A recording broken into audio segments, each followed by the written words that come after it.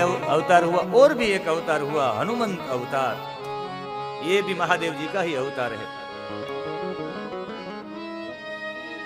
मैं कहना चाहूंगा, रह नहीं पाऊंगा। आजकल सब कहते हैं कि हनुमान जी थोड़े ही भगवान है, लेकिन भगवान है। शिव पुराण उनका प्रमाण है। समुद्र मंथन से जो मोहिनी रूप प्रकट हुआ, और मोहिनी रूप जो प्रकट हुआ, वो मोहिनी रूप जब देखकर महादेव जी वो मोहिनी रूप को देख नहीं सके थे। जब वो ग्रहण किए थे अपने गले में विष को, ए मोहिनी रूप જોઈ નહોતા શક્યા, એટલે મહાદેવજી એક દિવસ વિનંતી કરી ભગવાન નારાયણને કે પ્રભુ વિષ્ણુ ભગવાનને કહ્યું કે રૂપ તો બતાવો તમારું, મોહિની રૂપ કેવું હતું. અને મોહિની રૂપ બતાવ્યું નારાયણે, ધ્રુજી ઉઠ્યા. અને એ ધ્રુજી ઉઠ્યા એટલે મહાદેવજી એની પાછળ દોડ્યા. અને એ સમયે શિવના શરીરથી રેતસ, એક શિવમાંથી એક રેતસ સ્ખલન થયું. એક પત્રપૂટક, એક પત્રપૂટમાં રાખ્યું, એક પડિયામાં રાખ્યું અને એમાં સ્થાપિત કર્યું. અને ગૌતમની કન્યા અંજની એના કાનના માર્ગથી એને પ્રસ્થાપિત કર્યું છે. અને પ્રસ્થાપિત કરવાના કારણે એને જે ગર્ભ રહ્યો છે, ગર્ભ બીજો કોઈ નહીં, સાક્ષાત મહાદેવજીનું જ રેતસ છે. એટલે આત્મા વેજાયતે પુત્ર, વહી ઉનકી આત્મા હે, સમજ લીજીએ. અને પછી તો સૂર્યના બિંબને નાનું ફળ સમજીને કૂદકો લગાવ્યો છે એમને. અને માની આજ્ઞાથી સૂર્ય પાસે વિદ્યાઓ પ્રાપ્ત કરી છે. સૂર્યની આજ્ઞાથી સૂર્યના અંશથી ઉત્પન્ન થયેલા સુગ્રીવ, એ સુગ્રીવના એ મંત્રી બન્યા છે. આ એ જ હનુમાનજી છે જે હનુમાનજી માટે કહેવામાં આવે હનુમાનશ્ચ મહાવીરો રામ કાર્ય કર સદા રામદૂતાવિદો લોકે દૈત્યજ્ઞો ભક્તવત્સલઃ. આ રામદૂત, રામને સર્વસ્વ માનનારા, દેહ દૃષ્ટ્યા દાસોસ્મી જીવ દૃષ્ટ્યા ત્વદંસક આત્મ દૃષ્ટ્યા ત્વમેવાહમ इति में निश्चिता मति. ये हनुमान जी है. देह की दृष्टि से राम जी, आप और मेरे बीच में जो संबंध है हमारे बीच में, वो देह दृष्टिया दासोस्मी, आप हमारे, हम आपके दास है और आप हमारे स्वामी है. जीव दृष्टिया त्वद अंशक, जीव की दृष्टि से आप अंशी है, हम अंश है. आत्मा दृष्टि से त्वम एवं अहम, आप और मैं आत्म दृष्टि से एक है. इति में निश्चिता मति. ये हनुमान जी है. और यही हनुमान जी, આપણે એમ થાય કે હનુમાનજી એક જ પર્વત ઉપાડી આવ્યા. હનુમાનજીને ખબર નહોતી કે ઔષધિઓ ક્યાંથી ઓળખી શકે. વાલ્મીકી રામાયણમાં બે પ્રસંગો છે. બે વખત પર્વત લઈ આવ્યા. એક વખત પર્વત લઈ આવ્યા, એ પર્વતનું નામ છે ઔષધીય પ્રસ્થ પર્વત. ઔષધીય પ્રસ્થ પર્વત એટલે જે પર્વતની અંદર 5 ઔષધિઓ હતી, 5 ઔષધિ હનુમાનજી લઈ આવ્યા હતા. આ દ્રોણ નામનો પર્વત લઈ આવ્યા. આપણે એમ થાય કે એ ઓળખતા ન હતા, એમ નહીં. વારંવાર માથાની દવા લેવા જાવીને, પેટની દવા લેવા જાવીને, આની દવા લેવા જાવીને, એના કરતા આખો મેડિકલ સ્ટોર જ લઈ આવ્યા. જેને જે જોઈએ ક્યાં લેવા જાય, પાછું કહીને કોઈને કંઈ થાય તો એક સાથે બધું લઈ આવ્યા. આને જ કહેવાય વિશેષતા. તમને પાણી ભરવા માટે મોકલે ને તો પાણીનો ગ્લાસ પણ આવી જવો જોઈએ, ભેગી ચા પણ આવી જવી જોઈએ, ભેગો નાસ્તો પણ આવી જવો જોઈએ. આને બુદ્ધિમતામ વરિષ્ઠમ કહેવાય. વારંવાર ધક્કા ખાય.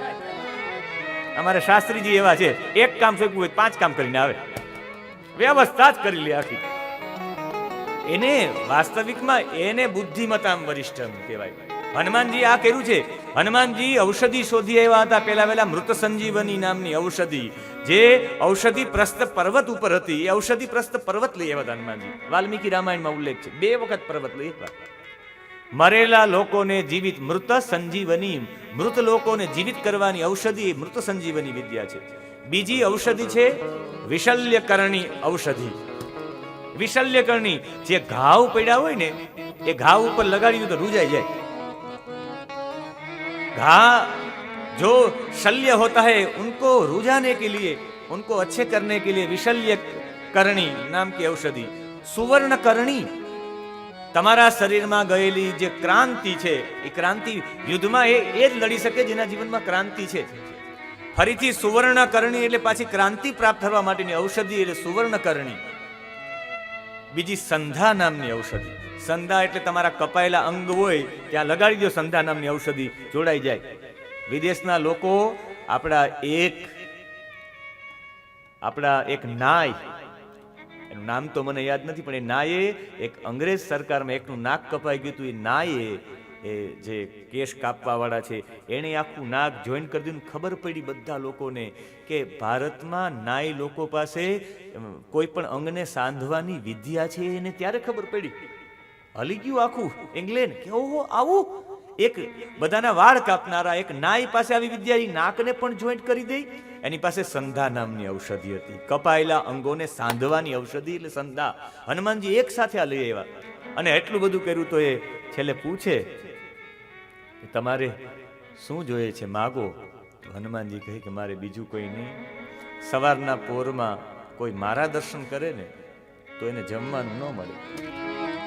મારા દર્શન સવારમાં કોઈ કરે જમવાનું ન મળે, કારણ કે મારા દર્શન કોઈને કરવા નથી, મારા ભગવાન રામના દર્શન કરી લે, મારાથી મારા ઈષ્ટથી કોઈ મોટું નહીં. આ ભાવના એટલે હનુમાનજી છે. પ્રાતઃ લેજો નામ હમારા, પ્રાતઃ લેજો નામ હમારા, તેરી દીનતા હીન મિલે આહારા, તેરી દીનતા હીન મિલે આહારા.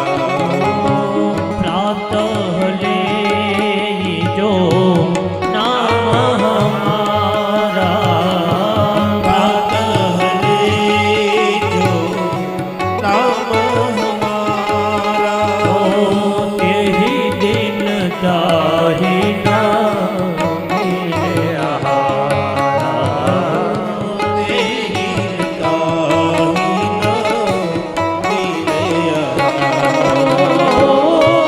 कवन में परमा ओ कहा हूँ कवन में परम कुलीना, परम कुलीना, कपि चंचल सब धीमिना, कपि चंचल सब धीमिना. એમણે માગ્યું છે કે મારા ઈષ્ટના દર્શન કરો. મારું તો જે પ્રાતઃ નામ લે, હનુમાનજી બોલવા કરતા રામ બોલો તો હનુમાનજીને વધારે આનંદ આવે. અને આ એ જ હનુમાનજી છે જે હનુમાનજીએ ભીમને આશીર્વાદ આપ્યા હતા કે ચિંતા ન કરો, અર્જુનના રથ ઉપર બેસીને હું આટલો બધો કોલાહલ કરીશ કે સામેવાળાના હૃદય ધ્રુજી જશે ને અર્જુનને કોઈ મારી નહીં શકે. એ આશીર્વાદ મહાભારતમાં હનુમાનજી આપ્યા છે, કારણ કે એક જ વાતમાં ભીમ ઉપર પ્રસન્ન થઈ ગયા છે હનુમાનજી. એને કહ્યું છે કે તમે, હું એવો અસ્વસ્થ છું, હું વૃદ્ધ છું કે આમ ચલી શકતો એમ નથી, તમે ઓળંગી જાઓ મને. અને ભીમે કહ્યું કે હું ઓળંગીશ નહીં.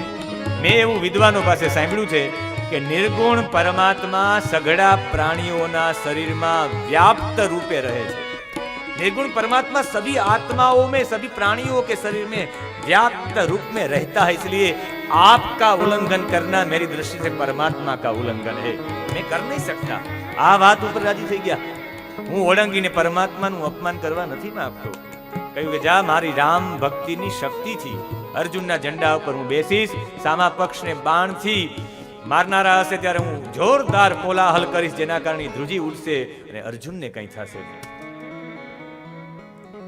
આ રીતે ભગવાને જે અવતાર લીધો છે એ સાક્ષાત શિવનો અવતાર. આ હનુમંત અવતાર છે, શિવ છે સાક્ષાત.